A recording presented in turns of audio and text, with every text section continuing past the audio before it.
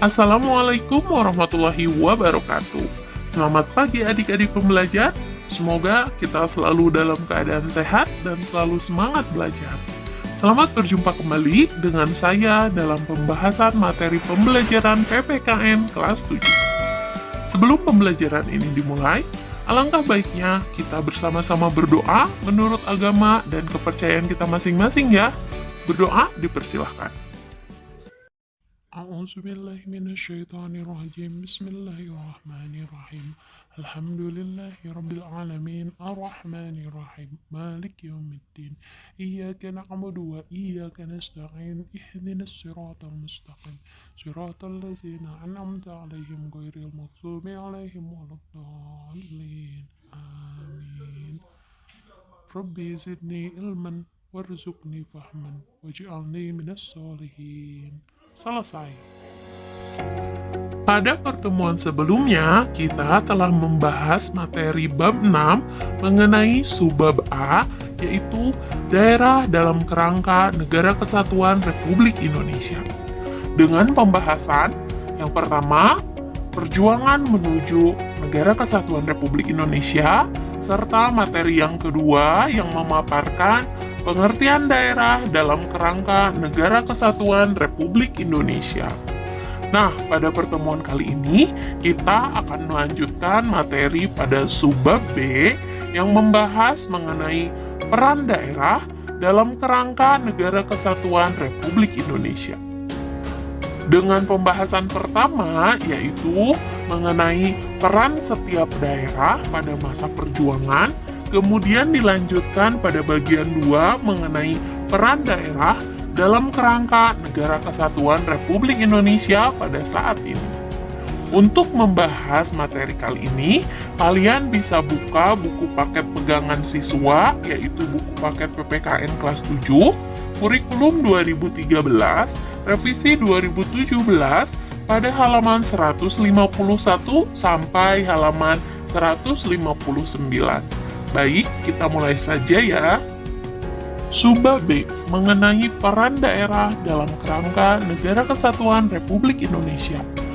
Dengan pembahasan pertama yaitu peran berbagai daerah dalam perjuangan kemerdekaan. Sudah kita ketahui bahwa kemerdekaan yang diraih oleh bangsa Indonesia merupakan hasil perjuangan rakyat di seluruh wilayah dan daerah-daerah di Indonesia. Seluruh rakyat dari setiap daerah-daerah berjuang bersama-sama untuk merebut kemerdekaan yang diambil oleh penjajah. Penjajah yang awalnya melakukan perdagangan di Indonesia, namun dengan segala potensi dan keindahan yang disajikan negara Indonesia, bangsa Barat pun merubah sikapnya untuk menguasai dan menjajah Indonesia. Kedatangan bangsa Portugis, Belanda, dan Jepang di wilayah Indonesia yang diteruskan dengan penjajahan mendapat perlawanan dari bangsa Indonesia di berbagai daerah. Perjuangan dalam merebut kemerdekaan dilakukan sebelum kemerdekaan dan setelah kemerdekaan. Perjuangan-perjuangan sebelum kemerdekaan dilakukan dengan perjuangan fisik dan bersifat kedaerahan, yaitu seperti perlawanan semasa penjajahan Portugis diantaranya sebagai berikut. Yang pertama, perlawanan rakyat Maluku yang dipimpin oleh Sultan Harun. Kemudian perlawanan rakyat Demak yang menyerang Malaka dipimpin oleh Pati Unus dan menyerang Sunda Kelapa dipimpin oleh Palatehan. Kemudian, selama penjajahan Belanda, banyak perlawanan antara lain sebagai berikut, yaitu perlawanan rakyat Aceh dipimpin oleh Cut Nyadin, Tengku Umar, Panglima Polem, dan yang lainnya. Perlawanan selanjutnya yaitu perlawanan rakyat di Sumatera Utara yang dipimpin oleh Raja Sisingamangaraja 12. Perlawanan di daerah Jawa dengan tokohnya seperti Sultan Ageng Tirtaryasa, kemudian Sultan Agung, dan Pangeran Diponegoro. Di Kalimantan, rakyat melawan penjajah dipimpin oleh Pangeran Antasari, Kemudian perlawanan rakyat Sulawesi dengan tokohnya Sultan Hasanuddin, kemudian Maluku dipimpin oleh Patimura, serta perlawanan rakyat Bali dipimpin oleh I Gusti Ketut Jelantik. Perjuangan merebut kemerdekaan mengalami perubahan strategi.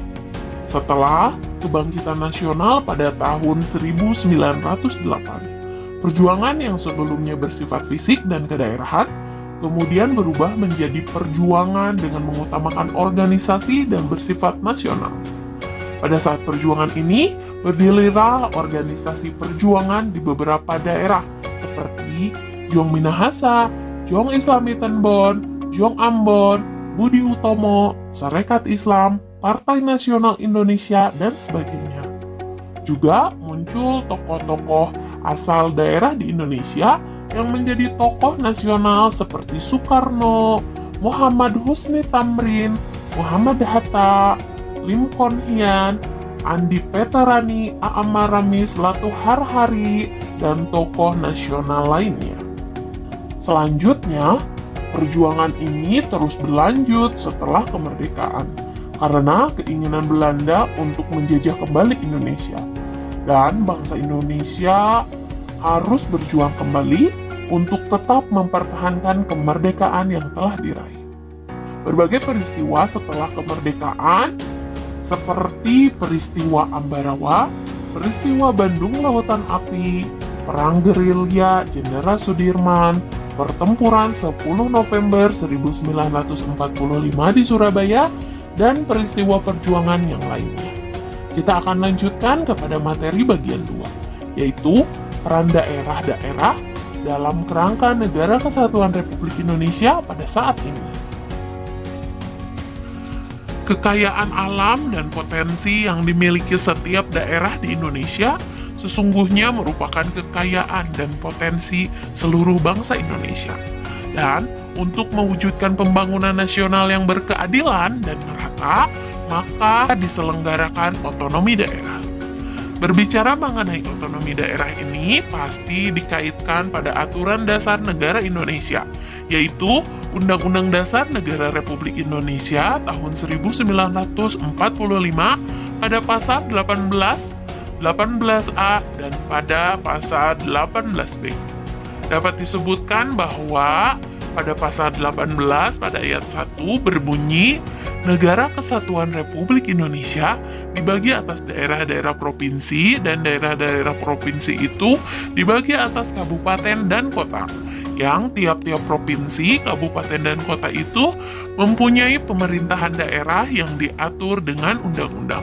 Kemudian dilanjutkan pada ayat yang kedua berbunyi, pemerintahan daerah provinsi, daerah kabupaten, dan daerah kota mengatur dan mengurus sendiri urusan pemerintahan menurut asas otonomi dan tugas pembantuan.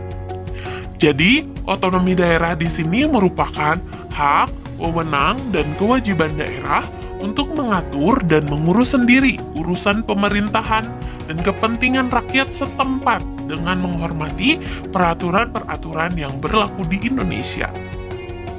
Adapun pemberian otonomi yang seluas-luasnya kepada daerah memungkinkan setiap daerah untuk mengembangkan keberagaman daerah sesuai dengan potensi, budaya, dan kekayaan yang dimiliki daerah masing-masing yang berdampak bagi peningkatan kesejahteraan masyarakat, yang ditandai dengan peningkatan indeks pembangunan manusia dan peningkatan kesehatan, peningkatan pendidikan, dan pendapatan masyarakat.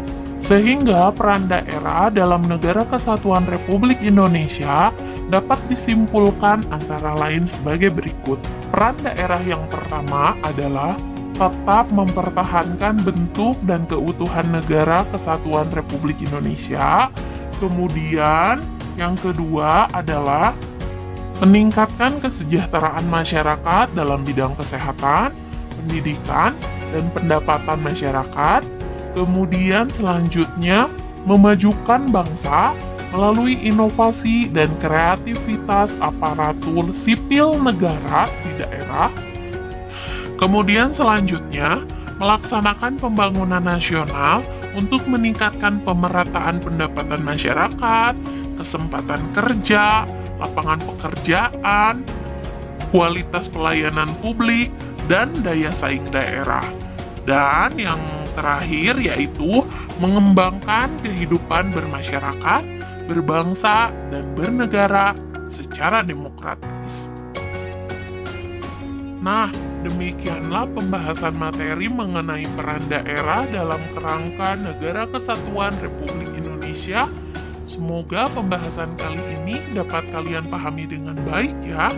Untuk tugas pertemuan kali ini, silakan kerjakan tabel 6.3 pada halaman 154. Insya Allah minggu depan kita akan melanjutkan materi pada pembahasan bagian C, yaitu bagaimana mempertahankan Negara Kesatuan Republik Indonesia. Saya ucapkan terima kasih telah menonton video belajar pada kali ini. Tetap semangat belajar dan selalu jaga kesehatan ya. Selamat berjumpa kembali di pembahasan materi selanjutnya. Wassalamualaikum warahmatullahi wabarakatuh.